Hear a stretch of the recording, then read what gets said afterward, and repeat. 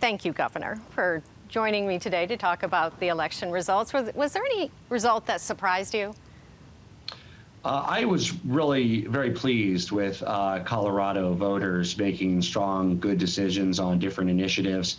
Nothing surprised me much. I would say that Amendment B, which will prevent tax increases on many Colorado small businesses, passed by more than I thought. I thought it would be close. I thought it might pass by a point or two. It was really good to see Coloradans say, you know what, we value our firefighters, our first responders, and we do not at this point want a tax increase for our Main Street small businesses. So the election brought an income tax cut, but then also a new tax on nicotine. So on balance, net gain, net loss? Yeah, I thought that was a great outcome. As you know, I think you should tax things that are bad, not good. Income's great. We should encourage it. We should cut the income tax more. This was a good first step. The more I'd rather do away with the income tax myself. I don't think it's a good tax, but the lower the better. But yeah, what we had is a loophole for vaping products. They have as much or more nicotine as cigarettes, and they had zero tax, Shaun, zero tax, because you have to go to the voters for a tax, and they sort of got invented in the last few years, and people just hadn't gotten around to it. So we said, let's look at this as a nicotine tax. It's addictive, it's bad. People have the right to do it. Same with marijuana, same with alcohol. I disagree with that. But let's make sure we have what's an appropriate level of taxation to fund prevention. And then it also funded a big priority for me, Shaun, which is preschool for every kid in Colorado. Really one of the reasons I ran for governor. We got full day kindergarten done my first year. Now we have the pathway to preschool for every child without the parents having to pay. So I want to talk about that because this is a statutory measure. The legislature could go in, raid the money that's meant, the nicotine tax that's meant for preschool, and use it for something else. They do that from time to time with cash funds. They had to do this past year when they made all the budget cuts, they did so. So how do you keep them from doing that? Well, the good news is we had legislative buy-in on EE. It actually wound up being referred to the ballot by the legislators. So they wrote it. There are sponsors. They care deeply about preschool.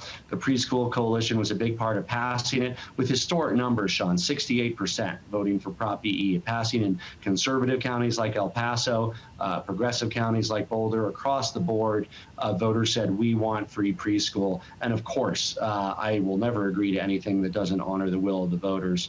And that's kind of across the board, especially in an area where I agree with them. I do it with joy. But even where I personally disagree with voters, I fully respect that we honor the will of the voters. It is a regressive tax. And, we've put tobacco tax increases on the ballot before, and those have failed time and time again. Do you think this was about all the attention on vaping this year? It is not a regressive tax when you look at who pays it. So unfortunately, smoking cuts across all different income ranges, and very low income are less likely because there's less disposable income there.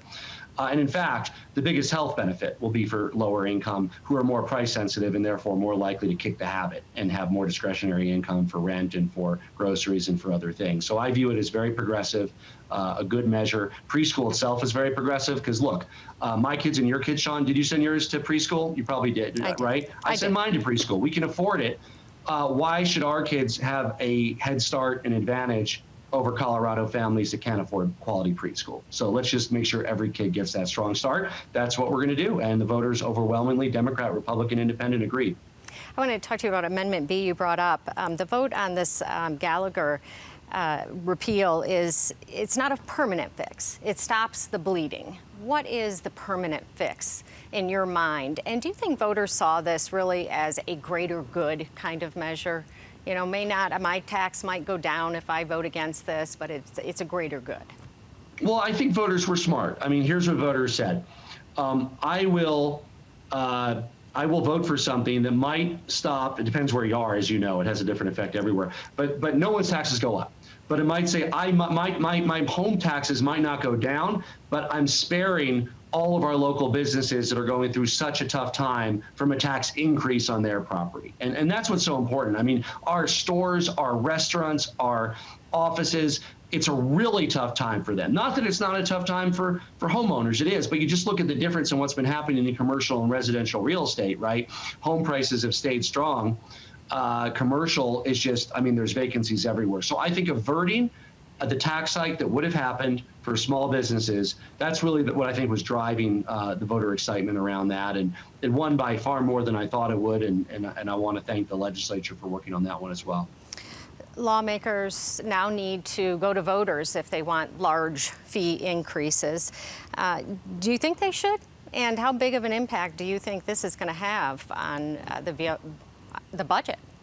I wasn't thrilled with that one, Shaun. That was 117, but I would take that along with what the voters did with EE and 116 and B. I mean, as a package, it's good. That was really the only one I wasn't thrilled with, but it's understandable. Voters want to say on more things. It just means longer ballots for people.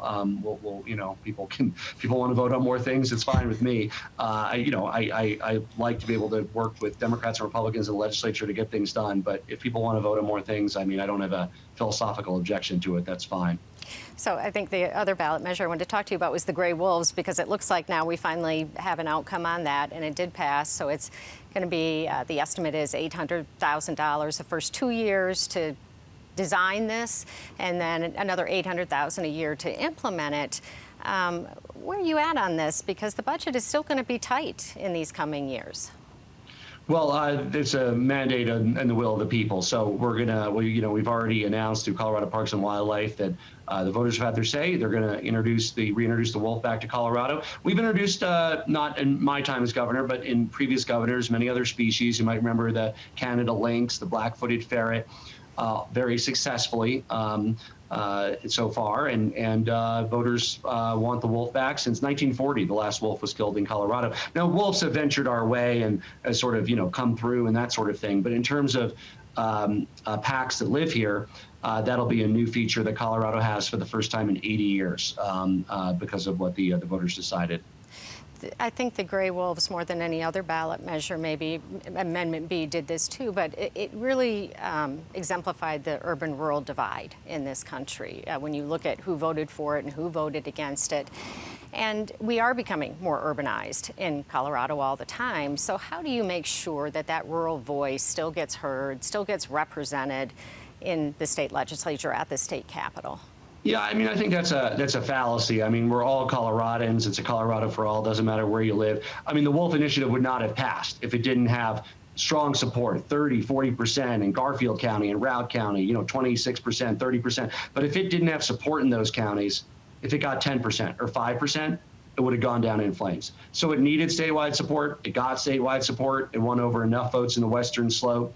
Obviously won by larger margins in the Front Range, and therefore it's the will of the people. So look, we have a great state, and we value that diversity. I mean, whether you live in Sedgwick County or La Plata County or Jefferson County, you're really an important part of what makes Colorado special.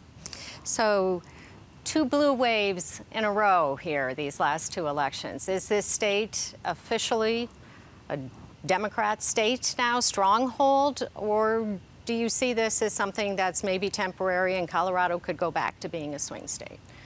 Well, by far the largest group of voters are unaffiliated voters. So they get to decide. They're not tied to either party.